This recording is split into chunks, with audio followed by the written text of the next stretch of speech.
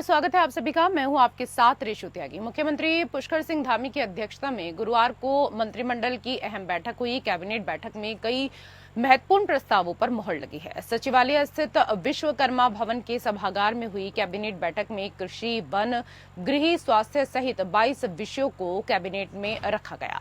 सचिव शैलेश बगोली ने कैबिनेट निर्णय के बारे में जानकारी दी। कैबिनेट बैठक में जम्मू कठुआ आतंकी हमले में उत्तराखंड के 5 शहीद वीरों को और इसके साथ ही केदारनाथ की विधायक शैला रानी रावत को श्रद्धांजलि दी गई।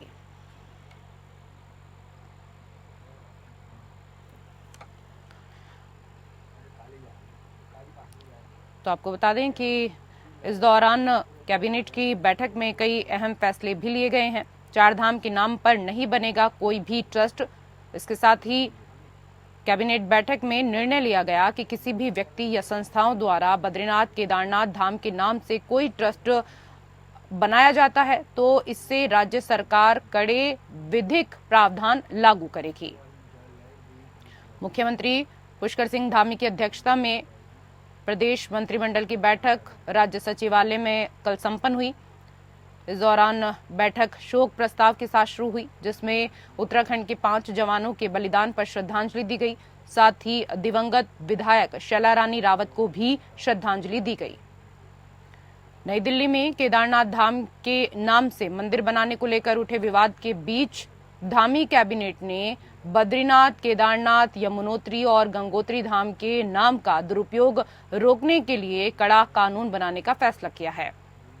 यदि कोई व्यक्ति इन प्रसिद्ध और पवित्र धामों से मिलते जुलते नामों को लेकर मंदिर या धाम बनाएगा तो सरकार कड़ी कानूनी कार्रवाई करेगी। कैबिनेट ने धर्मस्व विभाग को जल्द एक प्रस्ताव तैयार कर कैबिनेट के समक्ष प्रस्तुत करने के निर्देश भी दिए हैं। सीएम पुष्कर सिंह धामी की अध्यक्षता में हुई बैठक में रखे गए प्रस्ताव के तहत कहा गया कि व्यक्तियों एवं संस्थाओं द्वारा उत्तराखंड राज्य में स्थित 4 धाम के नाम का प्रयोग कर ट्रस्ट अथवा समिति बनाई जा रही है। ऐसी गतिविधियों से लोगों में असमंजस की स्थिति पैदा होती है। स्थानीय स्तर पर आक्रोश की भी आशंका रहती है। कैबिनेट ने चारों धाम में स्थित मंदिरों के नामों का दुरुपयोग रोकने के लिए कड़े कानूनी प्रावधान करने का फैसला किया है। वहीं सचिव मंत्रिपरिषद शैलेश बगोली ने बताया कि बैठक में 24 प्रस्तावों पर मुहर लगी है। इसके साथ ही कैबिनेट ने जवाहरलाल नेहरू विश्वविद्यालय की तर्ज पर उत्तराखंड के किसी एक विश्वविद्यालय में सेंटर फॉर हिंदू स्टडीज शुरू करने का निर्णय लिया है। इसमें हिंदू संस्कृति, परंपरा और पुरातन ज्ञान का अध्ययन कराया जाएगा।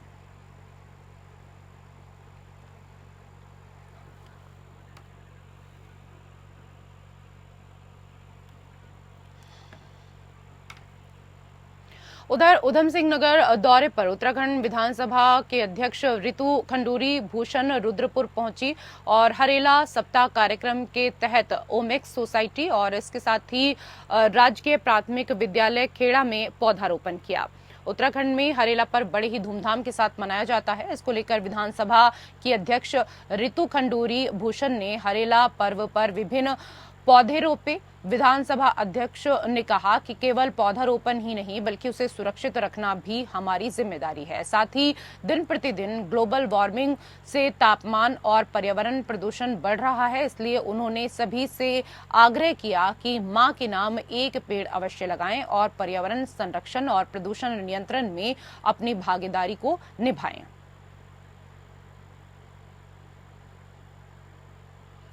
तो हरेला सप्ताह कार्यक्रम में इस दौरान अध्यक्ष रितु खंडूरी भी शामिल हुई और सभी से उन्होंने पौधा लगाने का निवेदन किया। उन्होंने कहा कि एक पौधा हर किसी को अवश्य लगाना चाहिए।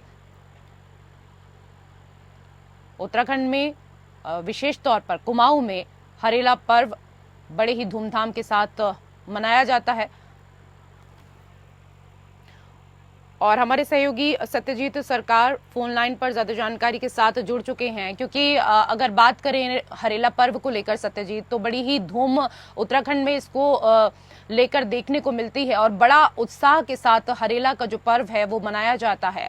ऐसे में अधिक से अधिक पौधे लगाए जाएं और सिर्फ वो पौधे लगाकर छोड़ नहीं दिए जाएं, बल्कि उन पौधों की देखभाल बच्चों की तरह की जाए। ये इस दौरान कहा रितु खंडूरी ने। इसके साथ ही पर्यावरण को लेकर उन्होंने और क्या कुछ कहा?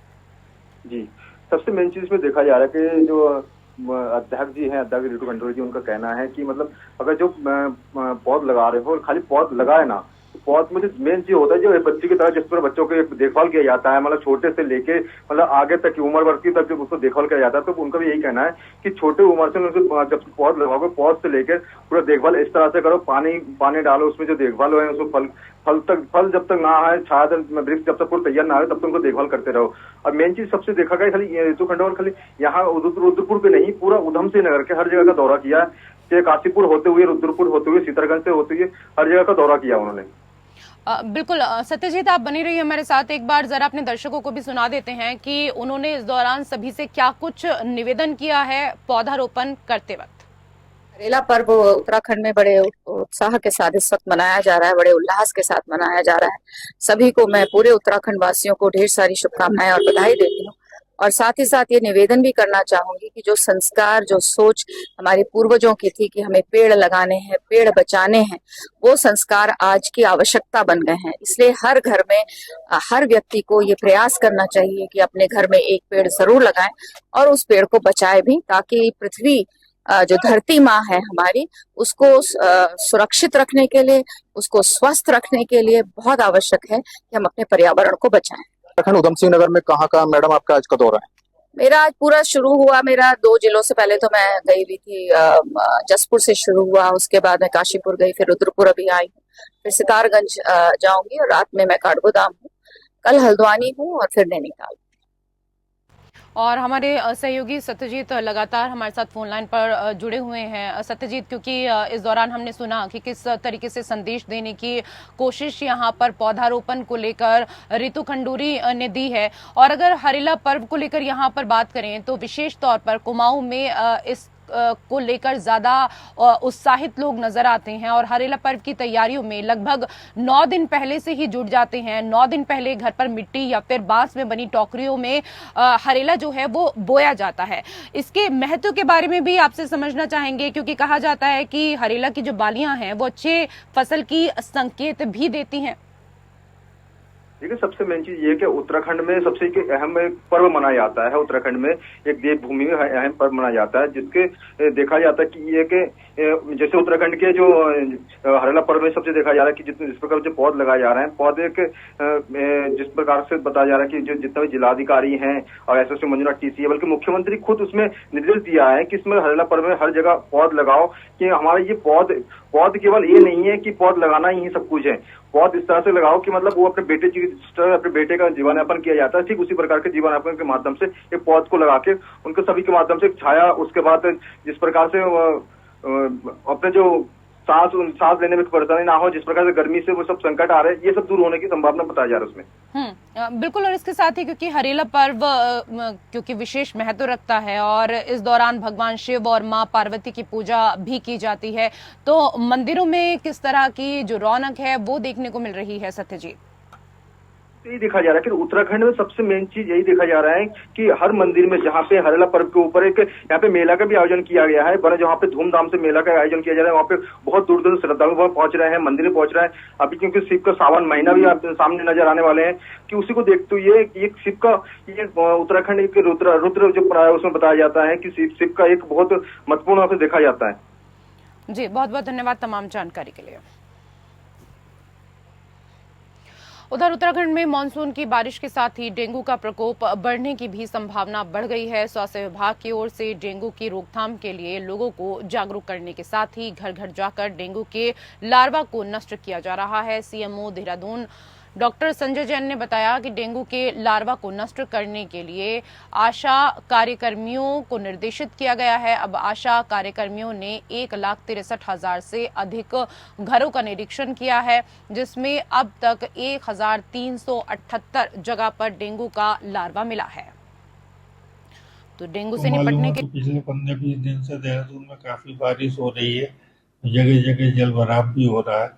तो उससे पूर्व भी मानसून सेशन से पूर्व भी हमारे द्वारा नगर निगम के सहयोग से पूरी एक कार्य योजना बना ली गई थी, जिसमें हमारी 591 आशाएं तथा 25 आशा फैसिलिटर इसमें कार्य कर रही हैं, जो लोगों के घरों में जा जाके लोगों को जागरूक भी कर रही है। तो जहाँ कहीं भी लार्वा मिल रहा है उसको लार्वा को नष्ट किया जा रहा है। तो नगर निगम के सहयोग से लार्विसाइडल एक्टिविटी तथा फॉगिंग एक्टिविटी कराई जा रही है। जिलाधिकारी महोदया की अध्यक्षता में भी हमारी ये 3 बैठक इसमें हो चुकी हैं। उनके द्वारा भी सभी विभागों को इसमें निर्देश दिए गए हैं कि जहाँ जहाँ भी पानी इकट्ठा हो रहा है तो उन संबंधित विभाग उसमें कार्रवाई करते हुए पानी को इकट्ठा न होने की कार्रवाई करेंगे। तो उत्तराखंड में स्वास्थ्य विभाग ने डेंगू से बचने के लिए अब तैयारियां शुरू कर दी हैं।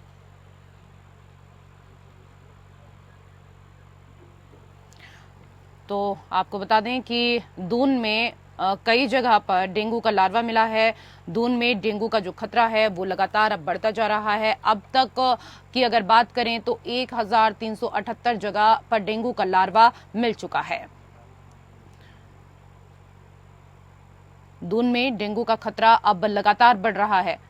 कई जगह पर डेंगू का लार्वा मिला है। इस दौरान डेंगू का हालांकि जिले में कोई मामला अभी तक सामने नहीं आया है।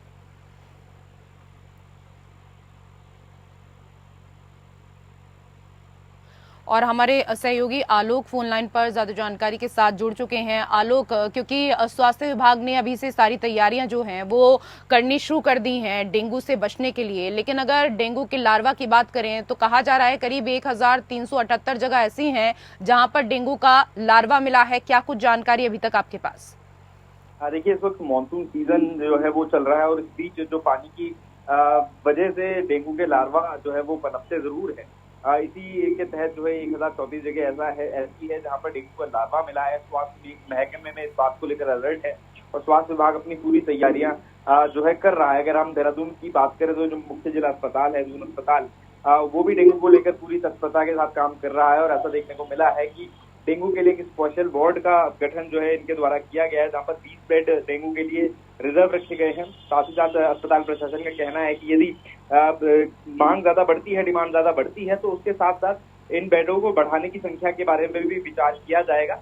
हालांकि शासन स्तर से ये कहा जा रहा है कि डेंगू को लेकर पूरी तैयारियां इस बार की गई हैं। जैसे पिछली बार को हमें देखने को मिला था कि डेंगू का प्रकोप काफी ज्यादा बढ़ गया था। हालांकि इस बार स्वास्थ्य विभाग का साफ तौर पर कहना है कि डेंगू को लेकर तैयारियां पूरी हैं और इस बार डेंगू को ज्यादा बढ़ने नहीं दिया जाएगा, नहीं पनपने दिया जाएगा। अब कितने हद तक ये दावा सफल साबित होता है ये खैर आने वाला वक्त बताएगा। जी बिल्कुल, और ऐसे में तमाम निर्देश भी दिए गए हैं, क्योंकि कहा जा रहा है कि सरकारी अस्पतालों में डेंगू की जांच तो क्योंकि निःशुल्क उपलब्ध है ही, लेकिन निजी पैथोलॉजी लैब को भी निर्देश दिए गए हैं कि यदि कोई लैब मानक से अधिक डेंगू जांच का शुल्क लेते हैं और इस संबंध में कोई शिकायत आती है तो इस पर भी कार्रवाई की जाएगी। जी बिल्कुल, देखिए एडवाइजरी जारी की गई है, सभी अस्पतालों को निर्देशित किया गया है कि डेंगू को लेकर खास तौर पर व्यवस्था बनाए रखें। यदि कोई अस्पताल इसमें ढिलाई करता हुआ पाया जाता है, चाहे वो सरकारी अस्पताल हो या निजी अस्पताल हो, उस पर कार्रवाई का प्रावधान भी फिलहाल स्वास्थ्य विभाग ने रखा है। स्वास्थ्य विभाग का साफ तौर पर कहना है किसी भी हालत में डेंगू को ज्यादा बढ़ने नहीं दिया जाएगा।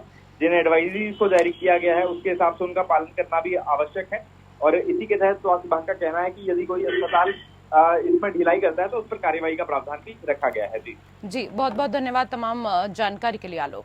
पौड़ी जिले के शराबी शिक्षक पर शिक्षा विभाग ने बड़ा एक्शन लिया है। प्रदेश के उच्च शिक्षा मंत्री धन सिंह रावत के निर्देश और खंड शिक्षा अधिकारी कोट ब्लॉक की जांच रिपोर्ट मिलते ही नशेड़ी शिक्षक को प्रभारी मुख्य शिक्षा अधिकारी ने सस्पेंड कर दिया। बता दें कि सोशल मीडिया पर शराबी सरकारी शिक्षक का वीडियो वायरल होने के बाद शिक्षा विभाग हरकत में आया और शराबी शिक्षक पर एक्शन लिया गया। शिक्षक वर्तमान में राजकीय पूर्व माध्यमिक विद्यालय रणाकोट में सेवा दे रहा है। ग्रामीणों की शिकायत थी कि शिक्षक हर दिन शराब के नशे में धुत होकर स्कूल पहुंचता था। ग्रामीणों ने शराबी शिक्षक का वीडियो बनाकर सोशल मीडिया में डाला तो उच्च शिक्षा मंत्री ने भी वीडियो का संज्ञान लिया। वहीं शिक्षा विभाग ने शिक्षक पर जांच बिठाई। जांच रिपोर्ट मिलते ही प्रभारी मुख्य शिक्षा अधिकारी ने शराबी शिक्षक को सस्पेंड कर दिया।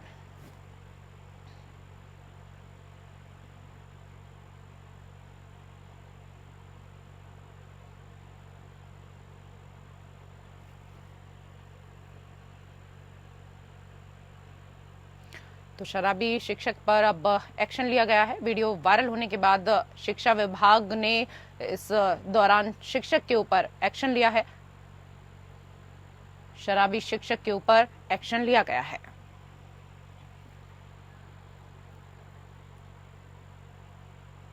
उधर हरिद्वार पुलिस ने सैकड़ों लोगों के चोरी हुए मोबाइल फोन ढूंढकर उन्हें वापस लौटाए हैं। एसएसपी ऑफिस में दूर दूर से पहुंचे अपने मोबाइल फोन वापस पाने वाले लोग भी बेहद खुश नजर आए।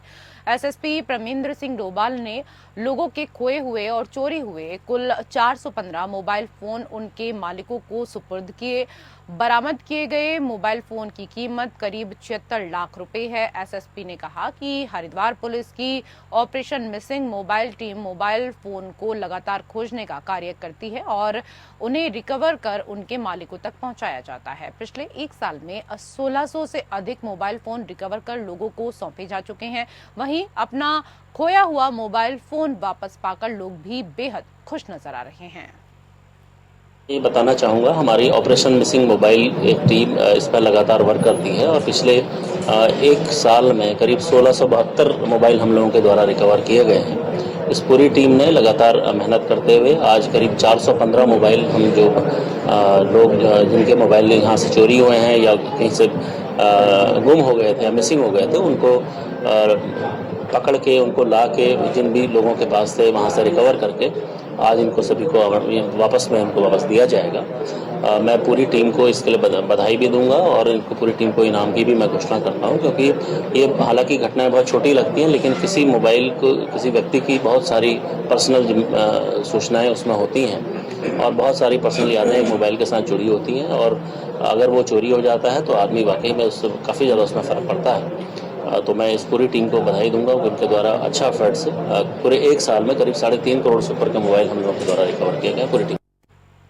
और उधर यूपी की तर्ज पर अब उत्तराखंड में भी कावड़ मेले के दौरान सड़क किनारे लगने वाली अस्थायी दुकानों के मालिकों और इनमें काम करने वालों को अपना सत्यापन कराना होगा। दरअसल कावड़ मेले के दौरान सड़क किनारे लगने वाले अस्थायी ढाबों और होटल के मालिक गैर हिंदू होते हैं और तो और खाना परोसने वाले भी गैर हिंदू होते हैं, जिसके चलते कई बार कावड़ मेले के दौरान विवाद की स्थिति आ जाती है। ऐसे में बीते दिनों यूपी में कावड़ मेले के दौरान इन अस्थायी दुकानों के बाहर प्रोप्राइटर का नाम लिखना जरूरी कर दिया है। ऐसे में अब उत्तराखंड भी इन अस्थायी दुकानों, होटल और ढाबों के मालिकों और काम करने वालों का सत्यापन करना शुरू कर चुका है। देखिए, लगातार कांवड़ के टाइम में कई बार जो ऐसी शॉप्स हैं उसको लेते हुए लगातार कई बार विवाद की स्थिति हो जाती है, क्योंकि उसमें प्रोप्राइटर्स का नाम नहीं लिखा होता है और कई बार कांवड़ यात्री इस बात को लेकर आपत्ति भी करते हैं। तो इस संबंध में हरिद्वार पुलिस जितने भी कांवड़ पटरी या कांवड़ के जो हाईवे है इसके निकट जितनी भी शॉप्स हैं, रेस्टोरेंट हैं, होटल ढाबे हैं और जो रेडी ठेली वाले हैं उनका सबका सत्यापन करके जो उनके प्रोप्राइटर्स के नाम हैं उसको उसमें इंगित करने के लिए हम लोग जोर दे रहे हैं। साथ में जो उनके QR कोड्स हैं उसको भी उसमें इंगित करने की जरूरत है। रुड़की कोतवाली क्षेत्र में नगर निगम के सामने नहर किनारे कावड़ यात्रियों के लिए निशुल्क कैंप लगाने को लेकर दो पक्ष आपस में भिड़ गए। बीजेपी के वरिष्ठ नेता और नगर निगम के पार्षद चंद्र प्रकाश ने ध्रुव गुप्ता नाम के व्यक्ति पर मनमानी करने का आरोप लगाया है। चंद्र प्रकाश का कहना है कि पिछले कई साल से वो यहीं पर निशुल्क कैंप लगा रहे हैं, लेकिन ध्रुव गुप्ता नाम के एक व्यक्ति ने उनके स्थान पर अपना कैंप लगाया है, जबकि ध्रुव ने पिछले साल दूसरे स्थान पर कैंप लगाया था। इस दौरान मौके पर बड़ी संख्या में लोगों की भीड़ इकट्ठा हो गई है। ये मामला क्या, मैंने पिछले महीने की 28 जून को यहाँ पे पिछले काफ़ी वर्षों से मैं यहाँ पे कैंप लगाता आ रहा हूँ और मुझे पूरा शहर जानता है। मैं पूरे जीवन जो है मैंने कावड़ के दौरान लगातार कैंप लगाता रहा। मेडिकल कैंप होते हैं, उसके अंदर अब की बार इसके अंदर मोबाइल चार्जिंग कैंप भी होगा जो कहीं नहीं होता। कावड़ी बहुत परेशान रहते हैं। तो इस कैंप को परमिशन के लिए रुड़की नगर निगम के MNA साहब के पास पिछले माह की 28 तारीख को मैं गया था। मैंने प्रार्थना पत्र दे दिया था। उसके बावजूद यहाँ पर किसी अन्य अनजान व्यक्ति ने ये टीन शेड लगा लिया जो कि नहीं होना चाहिए। आंधी तूफान आता है जो कि नुकसानदायक है, क्योंकि जब कावड़ चलती है तो इसका नुकसान घटता है। कहीं कोई घटना ना घट जाए, उससे कोई घटना ना घट जाए किसी कावड़ी के साथ। उधर लाइब्रेरी बस स्टैंड में उत्तराखंड परिवहन निगम ने यात्री विश्राम गृह और टिकट काउंटर बनाया, लेकिन निर्माण की गुणवत्ता ठीक न होने से बरसात में टिकट काउंटर पर कार्य कर रहे परिवहन विभाग के कर्मचारियों और पर्यटकों को बारिश का पानी आने से परेशानियों का सामना करना पड़ रहा है। बारिश होने पर अंदर पानी आता है और सीवर लाइन का पानी भी बरसात में आने से वहां पर दुर्गंध आने लगती है। लाइब्रेरी बस स्टैंड का पुराना टिकट घर और यात्री विश्राम गृह रोपवे निर्माण के लिए तोड़ दिया गया था, जिस कारण यात्रियों को टिकट लेने में परेशानी होती थी और बारिश या धूप होने पर उन्हें सड़क पर खड़ा रहने को मजबूर होना पड़ता था। यात्रियों की परेशानी को देखते हुए उत्तराखंड परिवहन निगम ने नया यात्री विश्राम गृह और टिकट घर बनवाया है, जिसमें इतना घटिया कार्य किया गया कि पहली ही बरसात में जगह जगह से पानी टपक रहा है, यहां तक कि टिकट काउंटर पानी में भर जाता है। देखिए, सबसे पहले ये जो लाइब्रेरी बस स्टैंड स्थित मुख्य टिकट घर था उत्तराखंड रोडवेज का, ये पिछले वर्ष तोड़ दिया गया था और पर्यटकों को बहुत ज़्यादा परेशानी हो रही थी। पर्यटक बारिश में भीग रहे थे, धूप में खड़े रहते थे, लाइन लगती थी, एक के ऊपर एक कूद कर बस में चढ़ते थे, कोई सिस्टम नहीं था। हमारे माननीय मंत्री गणेश जोशी जी ने इसका संज्ञान लिया। रोडवेज के द्वारा एक यहाँ पे एक बुकिंग काउंटर खोला गया।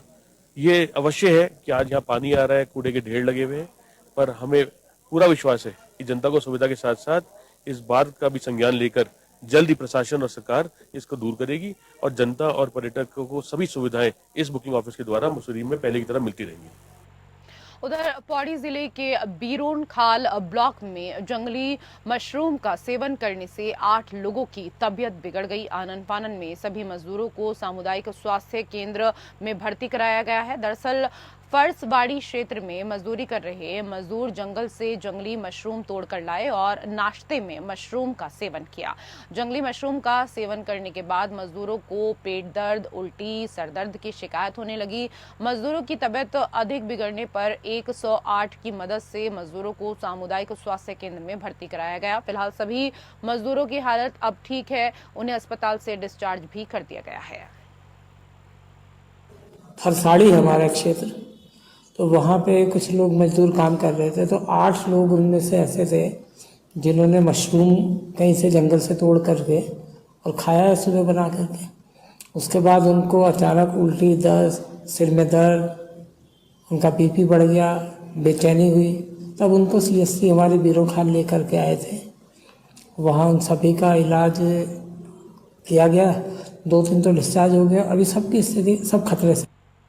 उधर जनपद बागेश्वर के अंतर्गत कपकोट में देर रात बादल फटने से कपकोट के दूरस्थ क्षेत्र रतीरी केटी में बादल फटने से यमन सिंह और भोपाल सिंह का मकान का जो खतरा है वो उनके मकान को खतरा दरअसल बना हुआ है। वहीं बादल फटने से गांव में एक और संपर्क टूट गया है और वहीं बिजली और जल संकट भी अब लगातार गहराया हुआ है।